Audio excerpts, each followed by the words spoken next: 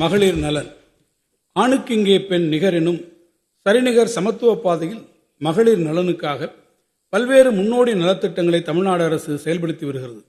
மகளிருக்கு சொத்துரிமையும் கல்வி, வேலைவாய்ப்புகள் மற்றும் உள்ளாட்சி அமைப்புகளில் தனி இடஒதுக்கீடும் அளித்த முத்தமிழறிஞர் கலைஞர் அவர்களின் வழியில் மாண்புமிகு முதலமைச்சர் அவர்கள் தலைமையிலான இந்த திராவிட மாடல் அரசு மகளிரின் முன்னேற்றத்திற்கு பல புதுமையான திட்டங்களை கடந்த 4 ஆண்டுகளில் செயல்படுத்தியுள்ளது. மாண்புமிகு தமிழ்நாடு முதலமைச்சர் அவர்கள் பதவியேற்ற நாளிலேயே கையெழுத்திட்ட முதல் 5 கோப்புகளில் மகளிர் கட்டணமில்லாமல் பயணம் செய்ய அனுமதிக்கும் விடியல் பயணம் என்ற மகத்தான திட்டமும் ஒன்று.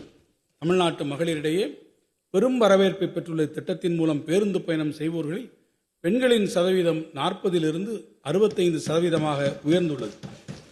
தினமும் சராசரியாக 50 லட்சம் மகளிர் பேருந்துகளில் இதுவரை 642 கோடி பயணங்களை மேற்கொண்டுள்ளனர்.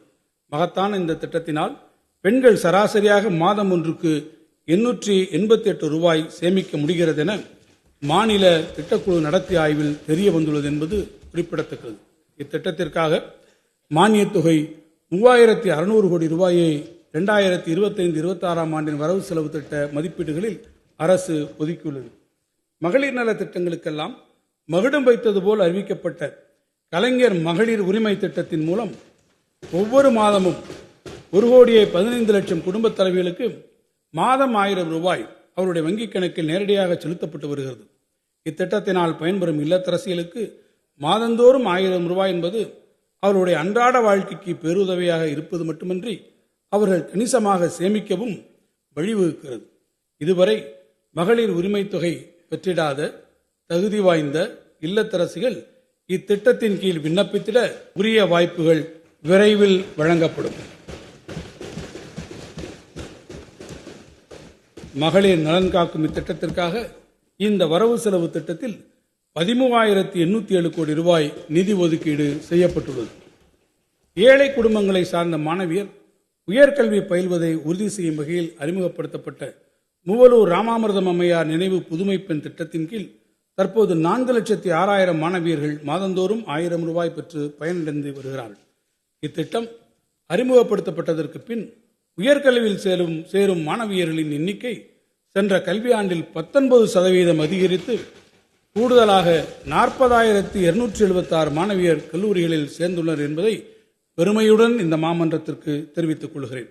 வரும் நிதியாண்டில் இத்திட்டத்தினை செயல்படுத்திட 420 கோடி ரூபாய் நிதி ஒதுக்கப்பட்டுள்ளது.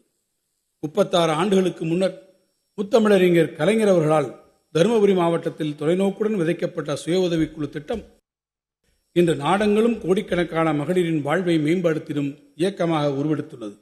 மகளிரிடையே சேமிப்பு பழக்கத்தை ஊக்குவித்து அவர்களை தொழில் முனைவோர்களாக மாற்றி சமுதாயத்தில் பெண்களுக்கு உரிய இடத்தினை உறுதி செய்திடும் நோக்கில் அவர்களின் வளர்ச்சிக்கும் திறன் மேம்பாட்டிற்கும் தேவையான நலத்திட்டங்களை இந்த அரசு தொடர்ந்து நடைமுறைப்படுத்தி வருகிறது.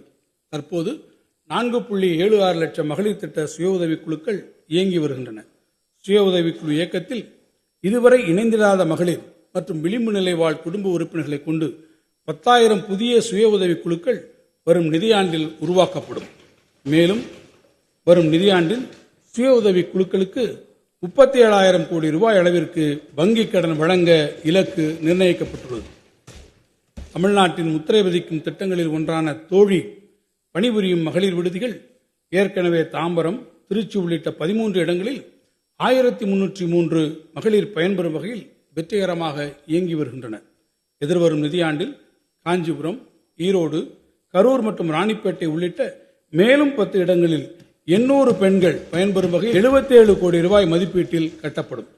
பணிபுரியும் பெண்களின் பாதுகாப்பினை உறுதி செய்திடும் நோக்கத்துடன் நாட்டிற்கே வழிகாட்டும் வகையில் மாவட்டந்தோறும் தோழி விடுதிகள் அமைக்கப்படும் என்ற இலக்கை நோக்கி தமிழ்நாடு வெற்றிகரமாக சென்று கொண்டிருக்கிறது.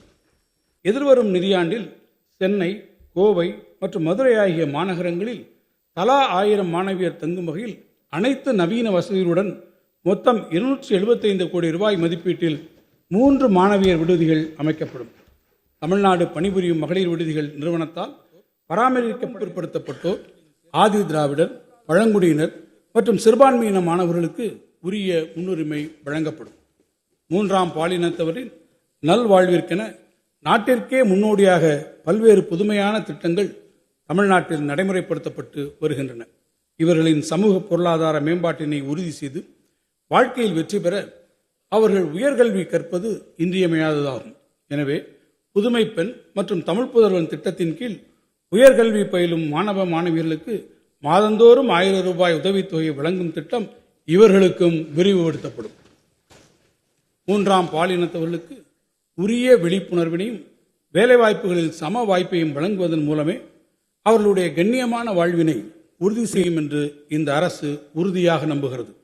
இந்த உயர் நோக்கத்தினை முன்னிறுத்தி ஓர் முன்னோடி முயற்சியாக 3ஆம் பாலினத்தவரை போக்குவரத்து மேலாண்மை, திருவிழா காலங்களில் கூட்ட நெரிசலை கட்டுப்படுத்தல் போன்ற பணிகளை மேற்கொள்ளும் உரிய பயிற்சிகள் வழங்கி ஊர்காவல் படையில் ஈடுபடுத்திட திட்டமிடப்பட்டுள்ளது.